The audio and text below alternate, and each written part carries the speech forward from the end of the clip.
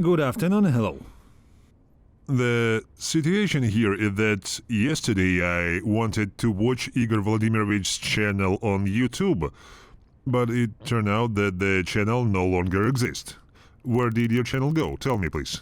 Well, there was a very powerful attack on me. They hacked my Gmail mailbox and accordingly seized control of the channel. They posted on the channel some kind of spam message, I don't know, just like that, or on purpose in order for the channel to be closed. It is impossible to restore it because the hackers immediately changed both control phone's numbers and control email. That's why two-step authentication immediately stopped working. Therefore, the channel died, the channel was closed. There was an attack that was just as successful on Telegram. The channel was also stolen. It also doesn't work. So now I'm creating everything again. I already opened a new channel for me on YouTube and opened a new Telegram channel. So, welcome for everyone. There is an interactive link to our YouTube channel in the title, and there will be a link to the Telegram in the description and in the pinned comment. This is war, so I'm ready for such things. I'm upset a little, but I don't give up. I will post all the materials again. There will be a full channel of information again. They immediately created fake channels of yours, as I understand it. Yeah, they made some strange channel on which they posted videos stolen from me. I think more than 40 videos were posted. Even exactly at the moment when my channel was hacked, a fake channel with my videos immediately appeared. So now I'm trying to block it through YouTube. I don't know if it will work or not. The attack was very long and powerful. Well, if we consider that I'm telling the truth, then I must be prepared for various attacks, and I'm completely ready for them. Well, some have a suspicion that you were attacked for this truth. Definitely not the Ukrainians, not even the Americans, and not the Italians. Yes, we understand perfectly well who doesn't like your truth. Therefore, friends, let's subscribe. There is an interactive link in Igor Vladimir's channel in the title, in the description, in the pinned comment. And if you still don't understand why you should subscribe, then in just 5-10 minutes you will absolutely be convinced of this. The fact is that Igor Volodymyrovich talks about complex economic processes in such simple language that even I understand it.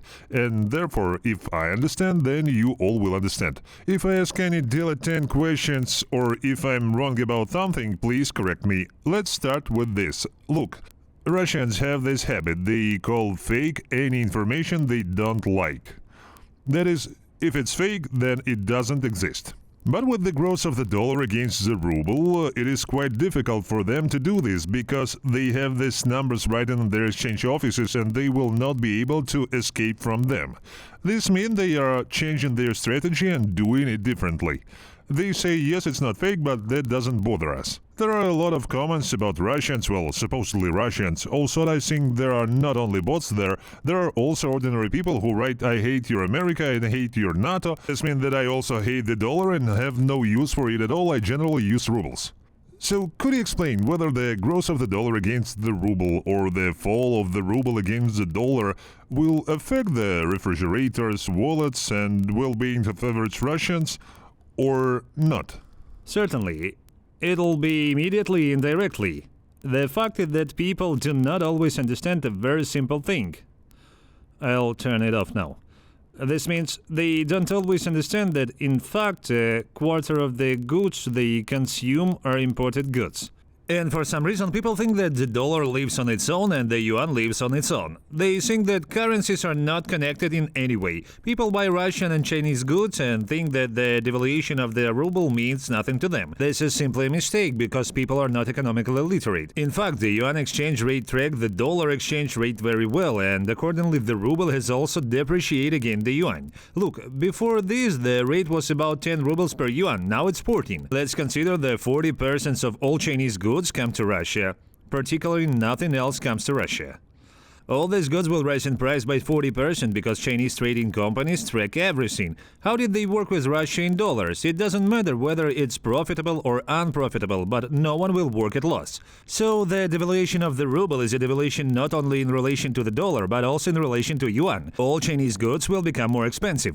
And if we take real consumer good, then Russians buy a quarter of imports, well, 25-26 according to various estimates. It was the Russian bank that gave the information. Not me, but VTB Bank is a Russian state-owned bank practically. It published that 25-26% of the population's basket consists of imported goods. And all these imported goods will become more expensive. So this whole evaluation of the ruble, which has been at the level of 25% since the summer, it turned out, we can count about 5-6% increase in consumer prices in the end, only due to the devaluation of the ruble. And you can't get any way from it because it happens all the time, and it will happen all the time, and it will bother you all the time. This means that there is a second problem which Russians also do not really understand but exists. It consists in the fact that many goods that are formally produced in Russia are produced using foreign components, materials, and parts. And all this is imported. Accordingly, it is bought for foreign currency. That's why it all becomes more expensive. And this was evident in a variety of markets, and in the market of oils and for all other products, including even military products, which are also becoming more expensive. And accordingly, it turned out that when the ruble is devalued, then the budget had to spend more money on the purchase of imported resources for the production of military equipment. Well, a consumer product even more so. Let's take the simplest subject, medications. Such a sore subject, everyone says, we buy domestic medicines. We don't need imported ones at all. And there's 80% of domestic Russians' medicines are made from imported components. They call them substances and pharmaceuticals. All this is purchased. Russia does not produce this itself. It doesn't have such an industry. So accordingly expect that you will receive an increase in prices for medicines and you will be surprised. How so? Yesterday I bought a package for 1,000 rubles and now it costs 4,000. What happened? How did it happen? Let's cut off the hands of pharmaceutical CEOs. This is an approximate reaction of Russians. Do you know there are already problems with some medications in Russia? Oh, there are problems with most of them, I would tell you. Firstly, problems began with medications for cancer patients. For those who have problems with thyroid. The painkillers began to disappear. I'll tell you a completely funny phrase, but problems began even with saline solution, without which they won't put you on a dropper. This is salty water, isn't it? Yes, absolutely right. It needs to be produced, but it is not very profitable to produce it because everything is becoming more expensive and you cannot sell it at a high price. People don't understand that when inflation starts, it changes the whole situation for business. Businessmen try to do what will at least somehow bring them profit, and businessmen try not to do what cannot bring profit. Well, there's the picture. You can criticize businessmen as you want, but they didn't create a business as charity. They want to make money. You can't raise the price of saline solution much, so they don't make saline solution, but they will do what they can make money on. This is a response to government price regulation. Russia is returning back to Soviet economy now. Returning very joyfully, waving its arms, smiling widely, and not realizing that tomorrow this will lead into great trouble, but it returned there. This is due to, the devaluation is due to the fact that they printed a lot of extra rubles, do I understand correctly, which are not backed by any goods. There are many factors, Vladimir. Of course, right, they printed a huge amount of rubles, I can't even tell you how many. Look, there are a number, these are all open data that was published by the Central Bank of Russia. In 2022, when the war began, the money supply in Russia was the so-called aggregate M2. This is an indicator of the amount of money that circulates more or less freely in the economy. This was 66 trillion rubles. That's 66 trillion of rubles whole of Russia. Now it is 107 trillion. Just think, it's increased by 41 trillion. Here the gross you got is practically almost 60% of gross. This is where the money supply has grown. Naturally, that's why there was no such economic growth. The economy did not grow by 60% in 2.5 years. Then this is a huge amount of empty money running around the country trying to find goods. But they no longer began to produce goods in such volumes. On the contrary, civilian goods began to be produced less, because people switched from civilian enterprise to military enterprise, and that's it. Yeah. That is, they printed a lot of extra empty rubles. Besides, of course, this is the first factor. And the second factor is that there is simply less currency coming in. And there are also various reasons for coming less currency in. You know, when you look at it, there is a tree of causes, a tree of factors. We can study them for a long time. But the point is that, firstly, export revenues are falling. Don't forget that many Russian goods are now under sanctions, and this reduces export income. And the second problem is when they exported, sold, and when received income. But I cannot return this money to Russia. Again, I will use official figures. The Central Bank of Russia is monitoring this. It reports that now Russia exporting companies have more than 880 billion in accounts of foreign banks, which are practically impossible to return to Russia. It is impossible to return this money through banking channels. That is, money does not come to Russia, and there are no solutions to this. At the same time, it is very interesting that the Russian state is very calm about this. In 2022, when there was a panic in the Russian market, the government introduced a very strict norm for the mandatory return and sale proceeds. There 80% had to be returned and 90% had to be sold immediately. And now the return rate is 25%. That if the ruble is devalued and the state, on the contrary, makes the conditions easier for exporters so that they do not return the money. Why? But because it is beneficial for the state to devalue.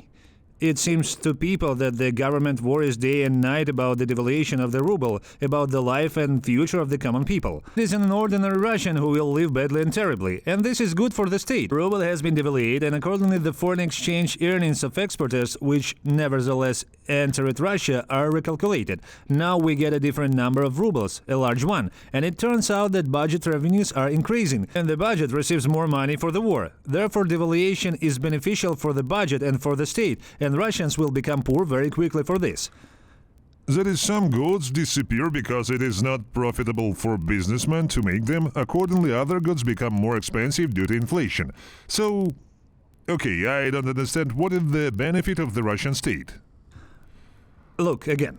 You received a certain amount of currency. Yes. By the time you recalculate it at the rate of 60, you get 1 ruble less.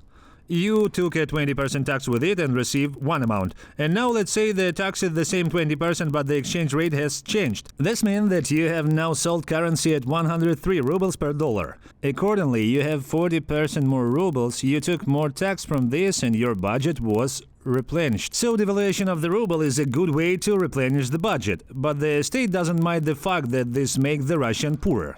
As I understand it, with the same money, Russia can pay off those it mobilizes and offers them millions for mobilization, Certainly. right? Therefore, people are paid with depreciating money, and they give their lives for depreciating money. Therefore, devaluation destroys all the benefit that people receive from war.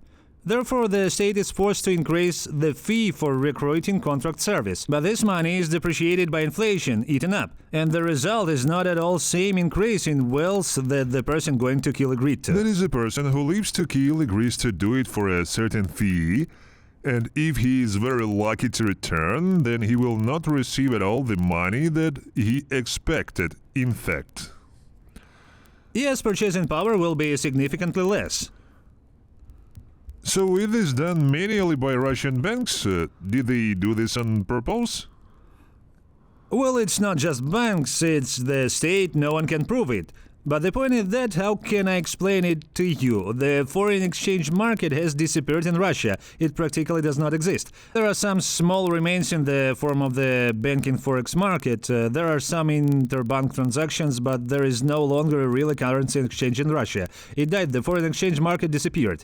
Therefore, how does the central bank calculate the exchange rate? It takes some data about mutual sales and purchases of the dollar between some individual banks. This is called the over-the-counter market, and it somehow displays the exchange rate based on this data. No one really understands how this is done. This is done somewhere in offices. It is absolutely opaque. It is easily manipulable. And most importantly, because the trading volume has become small. As they say in the financial market, the market has become small. A little money is entering. It's enough for the central bank to call some bank and say, please, buy more currency today. And it immediately starts buying, and the central bank says, well, this is the situation in the non-bank market. The exchange rate has risen. We will take this rate into account. This is a manipulated market. This is a game. And people believe in it and think that it's all very objective. Partly because there is less currency, and to some extent, of course, because of the manipulation of this market by the Ministry of Finance and the Central Bank. It was beneficial for them. It is very easy to understand why, because according to the plan this year, Russia's budget deficit should be 1,600,000,000,000, but it didn't work out. In fact, the deficit is 3,300,000,000,000. So where can I get the money to plug the hole? This is where the valuation will help a lot. So, friends, well, I hope Igor Vladimirov's subscriptions have already increased. I came in to look before the broadcast. There were 1,700 people there. But this is a completely new channel. That is, I understand it. You Yes. just created it, right? So let's help. Moreover, certainly, excuse me, but I have heard this from you many times that Russians call you apocalypse. Yes. Because your forecasts are very pessimistic for the Russian economy, and for Russians in particular. But at the same time, you say that some of your forecasts were even optimistic. Right? Were there really such? What kind of forecasts were these? Well, look, I mean, last year I said that the dollar exchange rate would be 103 rubles. I said that this would happen not after the elections, but after the inauguration of the president. They will stay the course until the presidential inauguration. And then gradually it will be released and it will increase to 103. I said that many currency experts would estimate around 103. I was bullied and scolded throughout the second half of the year. They said I was an alarmist. It's no 103, maximum 82, they said. You're an alarmist, you're an apocalypse. After the calculations, one company said that I was too optimistic. The rate was already up to 114, but you froze it at 103. Well, now they criticize me from the other side. Well, what should I do? I'm talking about what I see, about what I can evaluate as an expert, nothing else. I don't guess on a crystal ball. Yes, all your forecasts are purely scientific. Tell me, I understand that you're not in Russia, but you probably communicate with ordinary Russians. Are they writing to you? Are they asking you something? Maybe they ask you for some advice. What ordinary average Russians write about? You know, it's very curious. Firstly, I said about a year and a half ago that there would be a huge number of utility accidents in Russia. The people also look at me with wide surprise. Why I'm telling such a horrors? What is the basis for such forecasts? I just know a little about how the economy works in Russia, in what condition it is. I'm such a razor pragmatic either economist. Will the Russians say that I was telling war stories? After last winter, when the houses were completely frozen, people stopped laughing at me. And now people from all over the country send me chronicles of communal disasters. This special type of letter, they tell me, here the water was turned off, here we live without electricity, here the sewer system was broken, here the heating was turned on for half a day. You know exactly this. Does this happen in different regions? All over the country, all over the country. People from all over the country, from the south to Novosibirsk, send me this. These accidents are happening and will continue to happen everywhere. And this will, look, it's the head of the city of Nizhnekamsk, in my opinion. He said, guys, we can't do anything. Our public utilities have been destroyed, there are no people, no janitors. Pray to Allah for less now. His neighbor in the republic, the head of the Kazan sewer system, speaks. 20% of the pipes in Kazan are worn down to dust, to pieces. It is impossible to repair them. Where is increasing? 70% is extremely warm, we can't fix it, we have no money. This is happening all over the country. The second type of letter that come, people are asking for advice.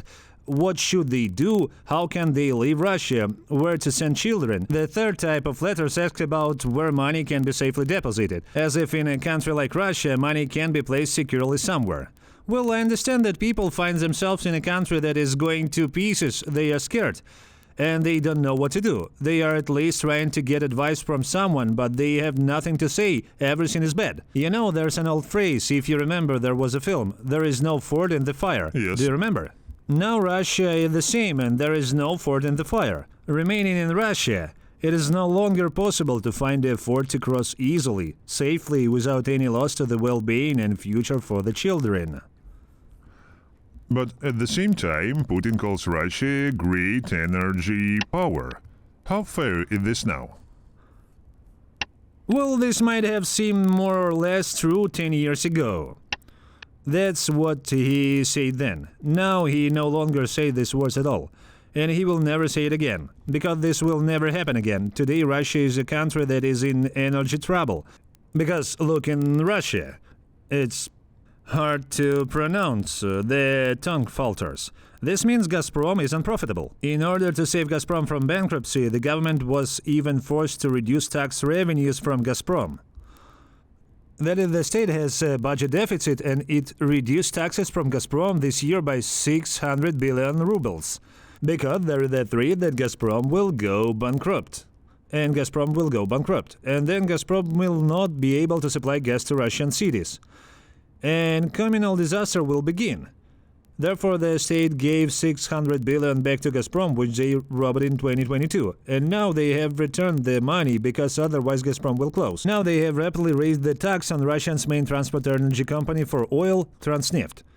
They raised the tax. The usual tax in Russia is 20%, but for Transneft it was set as 40%. Transneft has already come out and said that they no longer have liquid money. It is not clear how they will survive. Well, this is the picture of the situation. In Russia, the energy component is being destroyed.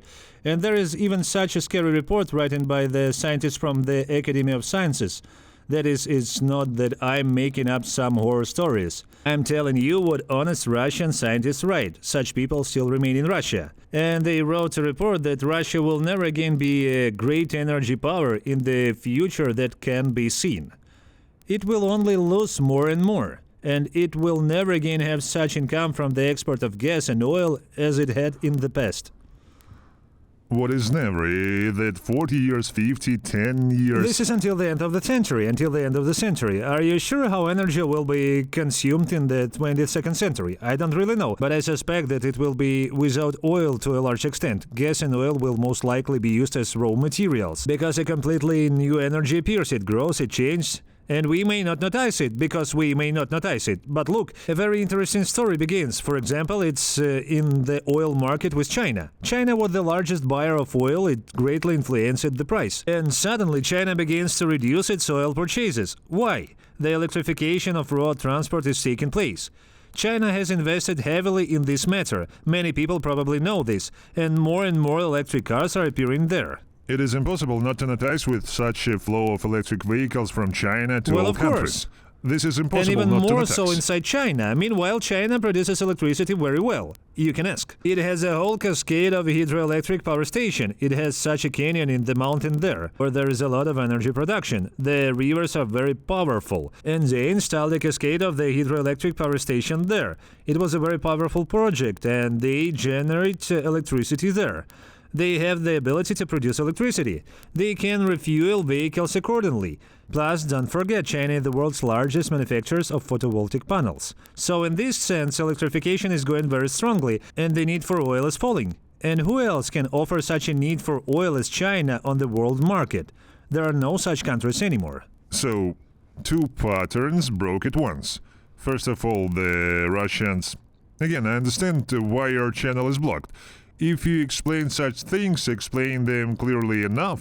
And some Russian from the so-called deep people can come in to listen to this and understand it would be like a disaster, because they shout that they supply gas to all of Europe, and if they cut off this gas, that no one knows how they will feel.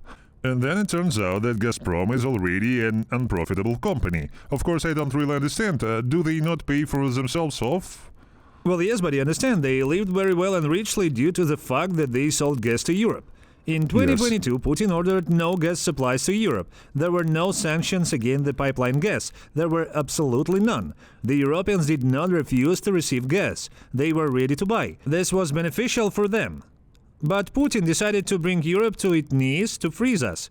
And accordingly, he cuts off supplies. But Gazprom has no other market. What Gazprom has? There is a pipeline in China called Power of Siberia 1. It's impossible to increase supplies very much there. You know, the pipe has a fixed volume of passage, right?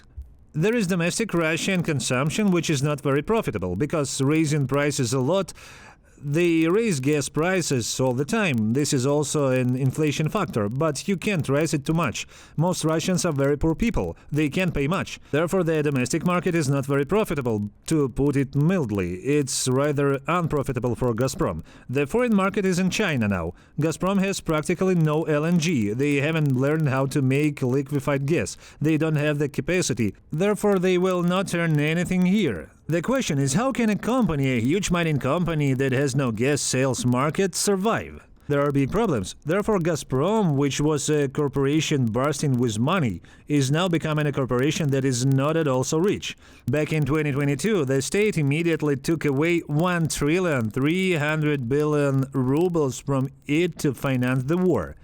Just right away, and now after 2 years we see that Gazprom is an unprofitable company.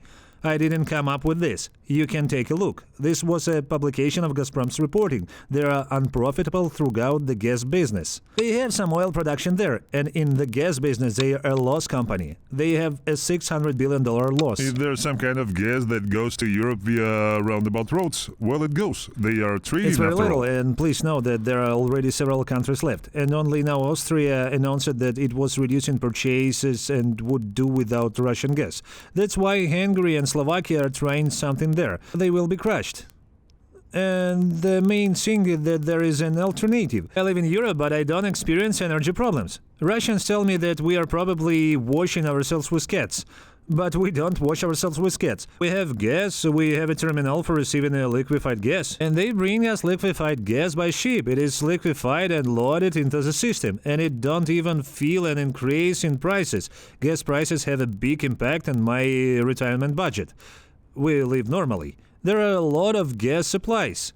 The Americans and Qatar supply liquefied gas. It is liquefied and we received it well. The gas industry is being restructured. Plus to this, the French have received nuclear energy again. The Germans are suffering, but the Germans suffer because of their own stupidity. They decided to eliminate nuclear power. Now a very funny story happened. For a long time, nuclear energy was considered harmful. It's not environmental, and the Germans clothed it. And now circumstances have developed in such a way that environmentalists say that nuclear energy is also green energy.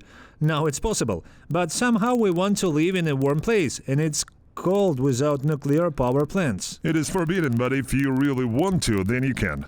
It should be noted that Poland's presidency of the Council of Europe begins on January 1st, and Hungary is running out, the same Hungary that is taking steps in favor of Russia. Therefore, many people connect the weak sanctions pressure precisely to chairmanship Hungary in the Council of the European Union. But now, with Poland's chairmanship, this sanctions pressure may begin again and intensify. But this is probably unknown to anyone. And you probably don't make such predictions. It will be, or won't. That is, it's not very clear here. It's regarding sanctions, by the way. Yes, you say that Gazprom, I just want to emphasize this topic, Gazprom will not return to its level, will it? Yes, because there is nowhere to sell gas. That's why some crazy projects arise periodically in the Russian press. You read and think, who is this intended for? What strange people who will believe this? I mean, a project to lay a gas pipeline to Iran. Despite the fact that Iran is one of the richest countries in the world in terms of the gas deposits, no one can understand why Iran needs Russian gas. At the same time, the Iranians are not going to finance the construction of the gas pipeline. And Russia must invest 10 billion to lay this pipeline to Iran, which itself does not know where to put its gas. Then there was some crazy project of laying a gas pipeline to Pakistan. Look at the road on the map. But I don't know if they are trying to lay it through Afghanistan or not. Maybe that's why they decided to make friends with the Taliban, I don't know. But it's all so far, it's so expensive that it's completely unclear where you can make money on it or not. But China doesn't want to buy the second line of the gas pipeline. Russia has been sending Putin for years to persuade China to allow the construction of the Power of Siberia 2. But the Chinese don't want to, and why should they? They are switching to an electric system to supply the energy needs of society. Why do they need extra gas? And then don't forget that China has a generally swaying economy. You and I don't know whether China will survive or fall into a crisis. Therefore, China is not very interested in additional energy right now. It doesn't have the same economic growth it had before. So where else can we supply gas? Well, what about Globus 1? Another Globus was not delivered to Gazprom. Therefore, where should they supply it? It had a good, wonderful Europe-Russia supply channel, and the USSR lived on this. They lived well, they sold oil and gas to capitalists in Europe, and with this money they fought against capitalism all over the world. Well, in the Soviet Union, people were smart enough not to quarrel with Europe about where to supply gas and oil. But Putin managed to break this too. And now Gazprom's and Russian oil companies are left without a chic, rich, stable European market. Yes, it is more or less clear with gas and oil. There is also the issue of sanctions. This is where economists disagree. To put it simply, someone say that as soon as sanctions are lifted from Russia, it will again begin trading in both gas and oil, and in general with everything else, and export will not be subject to any taxes. In general, sanctions will be lifted, everything will get better in Russia, right? Others say that regardless of the lifting of sanctions, the Russian economy will not recover in the near future, and it will not return to the state of 2022 in the foreseeable future, as you said. Which option are you leaning towards? You know, Vladimir, it's incomprehensible to me the expression "the sanctions were lifted and forgotten." These are the people who say, those who do not understand anything about how everything works in life. What does sanctions lifted mean?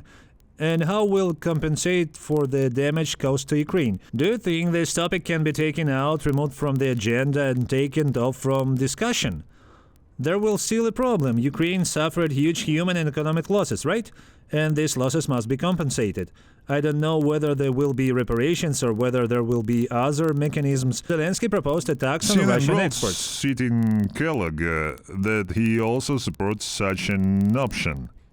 It will be contributing to the Ukrainian budget at the expense of interests from the export of Russian goods. Is it right? Yeah, that's right. And since it will be difficult to persuade Russia directly to make reparations, compensation will come from this. But how realistic is this anyway? It's real. I'll explain why it's real. Why do I approve of this idea of Zelensky? Because it's based on the exciting legal mechanism. When you deal with international relations, it's very important to have precedents. And we have the precedent. There is so-called cross-border carbon tax in Europe. It is based on the fact that Russia supplies goods to Europe, produces them using dirty technologies with large emission, but accordingly they do not pay attention to this. And European companies are forced to pay attention, they are forced to spend money. Their goods become uncompetitive in relation to Russian ones. Therefore, the European Union introduced a cross-border carbon tax quite a long time ago. And when Russia sells such goods productive using dirty technologies to Europe, it pays a tax on export earnings to compensate for this dirty technology of its own. And it works. Russia has come to terms with it and pays this tax. It's small, somewhere around $1 billion or €1 billion a year. But the mechanism is legal. Export legally, this is already simple. There is a mechanism, there is a precedent, it's easy to do. Therefore, there will be export extensions. In any case, it will be in favor of Ukraine. Therefore, sanctions will not go away for good. In addition, let us understand that the Americans have invested a lot of effort in capturing the European gas market. They make good money from this. Europeans also buy American oil. The American economy is interested in it. They are now exporting more oil than they have ever sold. Are they just going to easily take this market back to Russia and leave? No way. Therefore, it turns out that when mistake is made in the market and country gives its market to another, it will be very difficult to win it back. Either you will have to offer insanely low prices or make some other efforts. So I think that quickly playing back and returning to the starting point, as they say, is absolutely wrong. Secondly, even when the war is over, Russia will be completely different. This will be Russia with a huge number of problems, which no one expect economists wants to talk about yet. People try not to see them, and we economists are already talking about it. We are evil people. We say, look, you have broken the structure of the economy again. You are back in the Soviet structure with a huge military-industrial complex, where you have gathered people for high salaries. They took away the civil economy from the people. People work in the military-industrial complex now. They get good salaries at these defense factories. And now you say, oh, we are now a peaceful country, we are closing military factories, go whatever you want. How do you imagine this? Will people be very happy about this? They suddenly have become from well-earning to unemployed. And where should they go? It isn't clear. a terrible problem will begin. It will be the problem of converting the military industry. In the 19th, that was one of the biggest reasons for the collapse of the Russian economy. It was the same problem. Nobody knew what to do with MIC, military-industrial complex. It was huge. There were no orders for it. There was no money for it. The factory stopped. A zone of social disaster emerged. Russia will be in this zone again if it stops giving orders to the military industry. Further, Russia has lost people. It didn't have many people anyway. It sent them to kill, it sent them to die, they returned in coffins or became disabled. Several 100,000 people left. Therefore, Russia has a severe labor shortage. Why this suddenly easy to fix? You will tell me how people will come back and go to work. Is it really? Now they earn 200,000-300,000 rubles a month fighting in Ukraine, and now they will return to their workplace to earn 50,000. Oh, come on. They will not go to get this salary. This is not even me saying, but government economists, that people will not return from the war to such a meager salary. Therefore, Russia will not return to the starting point, and it will have no survive in the situation into which it has made for itself. How it will survive? Most likely very badly. Yes, well, the general question is, will people return in principle? Will they return safely? And in general, we can ask a series of questions before, while they return to this job for such a salary. No, of course, in the end, they won't come back. But it's fine. Does Russia continue to trade oil? Does it continue to make money from oil? It continues to trade oil. That's why it's still holding on. And it will trade for some time. But Russia's oil situation is also not so beautiful. People like to say that Russia is the great oil power, because people don't know what Russia is mining now. Since childhood, people probably have some beautiful footage from documentaries when an oil fountain gushes from a well. That's right. And happy oil workers smear oil on their faces, telling how great they are in the oil industry. Now the picture is completely different. They pump out from wells what is called not oil, but well fluid. This is water in which oil is dissolved, and this oil makes up 2-3% of the well fluid in many wells. That is, it's a thin slake on the water. Otherwise, the oil cannot be pumped out. That is, firstly they pump in water and then pump out the water along with the oil, and then the oil is separated from the water, and this is called Russian oil production. It's completely different condition. It's completely different opportunity for extraction, oil extraction. And these are the other costs. And then it's very expensive. There are statistics that generally exist. The new Russian oil fields require extraction costs of somewhere between $45–50 per barrel. If you sell oil at $80, you somehow pay back this business and make money from it. And if your price goes down to $60, but you have got it for $45, and you still need to deliver it from this well to the port, and then you need to deliver it by tanker, this is also at your own expense. You also need to ensure that there is a danger that you will trade oil at a loss. People somehow don't think about it. Do they say there is a wells of subsoil, but there is mineral wells and there is economic wells. Not all wells in the depths is economic wells. You also need to calculate how much it will cost to extract and sell. And will you make a profit or will you be in the red at a loss? This is a bet in Russia. This is when oil prices fall. There may be a situation in Russia where many fields will be unprofitable and they will have to be closed. And there will be no income. This is the picture of the situation. Honestly, as a Ukrainian, I always didn't care what was happening there. And it would always have been the same if they had not attacked us. Therefore, all the questions that I ask you, they are all connected with an interest in whether the situation can somehow stop the war. It's clear that we won't get a definite answer from anyone, but I'm very grateful to you for the clarification that you gave today. One more time I say to subscribe to the channel of Igor Vladimirovich Lipsitz. There is a pinned link, interactive link to his channel in the title. He was blocked. Russia blocked his channel because he tells a lot of inconvenient truth. There is also a Telegram channel in the description. Let's subscribe and support. And I hope we will see you and talk again soon. Thank you very much. All the best. Goodbye.